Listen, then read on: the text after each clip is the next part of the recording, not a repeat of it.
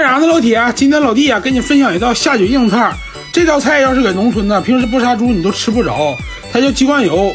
咱们首先呢，用剪刀啊，将这个鸡冠油给这个淋巴给它剪掉，然后啊，将这个鸡冠油咱们改刀切成长一点的大块，再切一点啊，东北老爷们都爱吃的大腰子，咱们呀切的稍微厚一点啊，切太薄了的话，炸出来当硬的，它不好吃。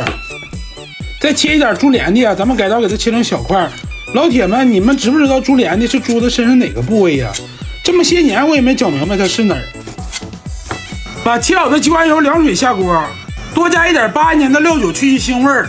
水开之后啊，焯2分钟，焯出血沫啊，捞出。这个水呢，咱不要扔，把腰子和连的下锅再焯一下，焯出血沫。全部焯好之后啊，咱们捞出洗净备用。油温烧至6成热，下入控高水的鸡冠油。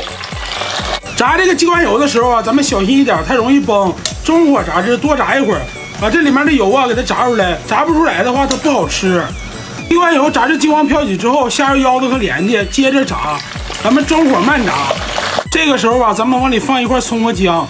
这样做的目的呢，是为了去除油中的腥味儿，要不然这锅油就白瞎了，用不了了。兄弟呢，玩快手1年多了，主页更新了500-600道的美食。